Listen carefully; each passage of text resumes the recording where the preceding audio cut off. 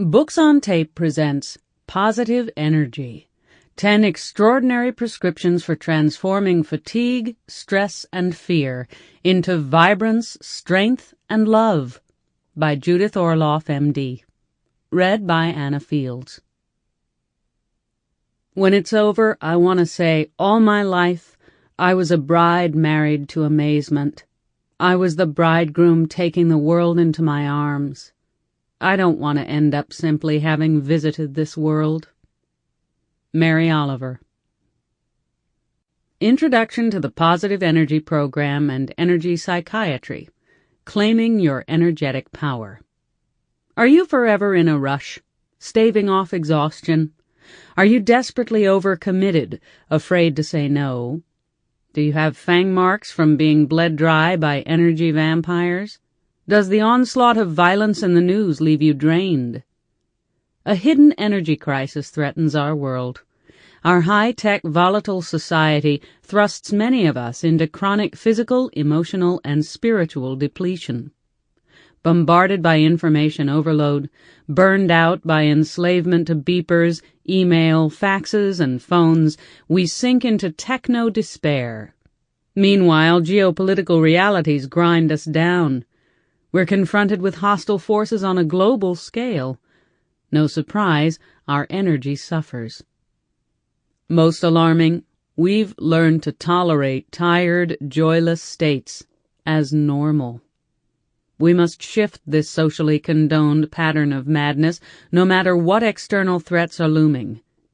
Using extraordinary solutions to liberate energy, I'll show you how to alleviate tensions that can do you in, and how to design a life that nurtures and supports you. In this book, I want to introduce you to energy psychiatry, a term I've coined to describe a new kind of psychotherapy I practice that addresses the subtle energetic underpinnings of health and behavior. It's a subspecialty of energy medicine, which views our bodies and spirits as manifestations of subtle energies, what indigenous cross-cultural healing traditions revere as life force, a concept that's missing in mainstream healthcare. This is a travesty. There's no way to fully grasp who we humans are without it. Energy psychiatry mixes traditional medicine with an explanation of how we can maximize our life force in everyday ways. It distills a broad body of knowledge about subtle energy and specifically applies it to psychiatry, an increasingly prescription-dependent field that could use a little reinvention. All the healing arts can benefit from my approach, too. As a board-certified psychiatrist and assistant clinical professor at the University of California, Los Angeles, UCLA, with 20 years in practice, I now believe that the most profound transformations can take place only on an energetic level. I've met a slew of people who've spent lots of time and money in intellectually oriented therapies, hoping that rational insights alone can bring the joy they seek. It's true, the mind will set you on the path, and the depth of emotional healing can be phenomenal.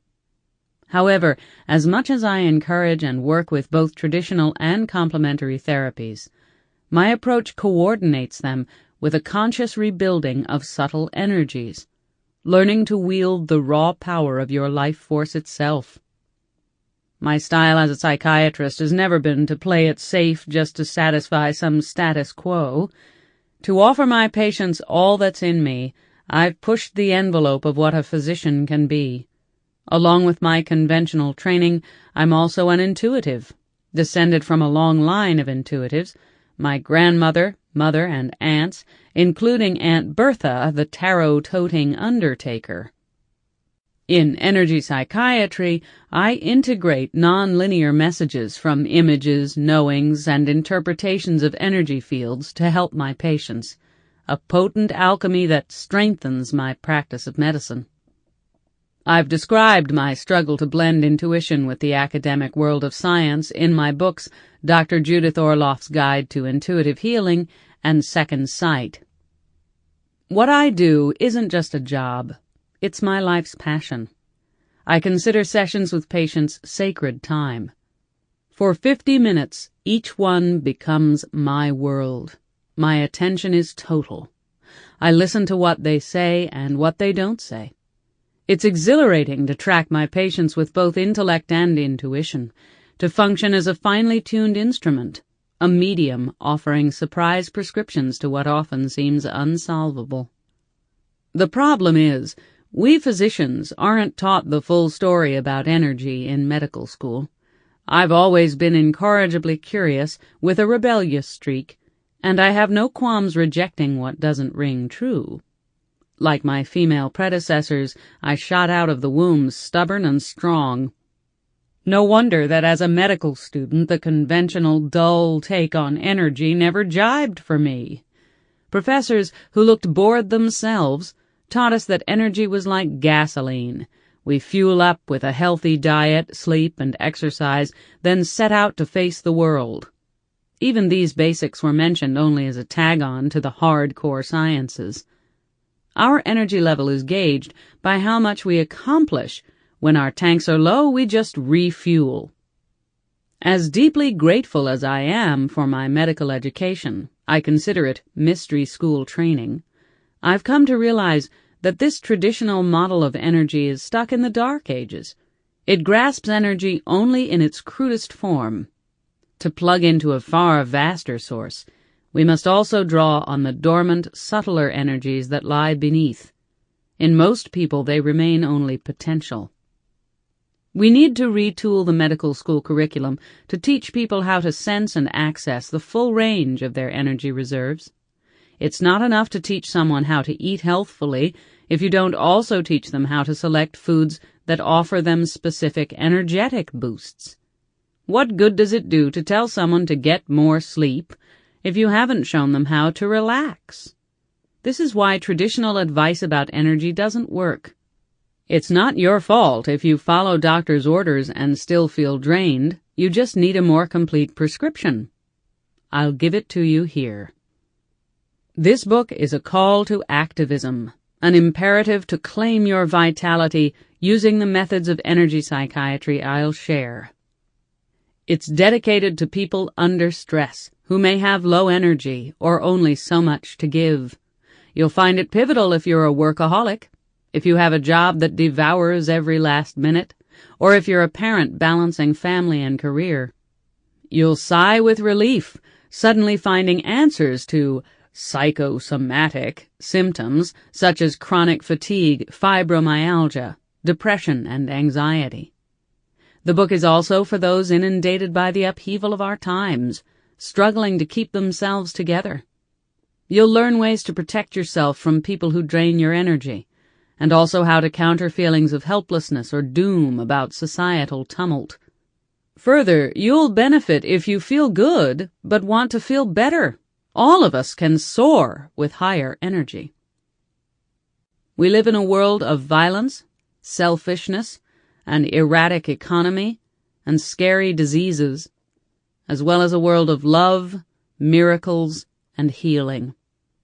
All this affects our energy, while our own energy affects people around us. We are part of great swirling invisible energy fields, positive and negative, that shape personal and planetary health. I'll teach you the formula for expanding energy, how to build the positive and turn negativity around, a requisite for peace of mind and survival. In the words of Helen Keller, to keep our faces toward change and behave like free spirits in the presence of fate is strength undefeatable. This book is your guide to this unseen realm. It will give you a new mastery of your energy, so you'll understand where it goes and how to recoup it. We all know that energy comes from diet, sleep, and exercise, but we're also influenced by an extensive network of energy fields undetectable to our five senses. Think of gravity, the force of attraction to the Earth's center, which holds us to the ground. Or magnetic fields. You remember those metal filings mysteriously drawn toward the magnet in grammar school science class. Similarly, there's an energy field, or vibe, emanating from everything we encounter, from food to friends to current events. Our response to these vibes is manifested in our energy level. What we usually think of in physical. Sample complete. Ready to continue?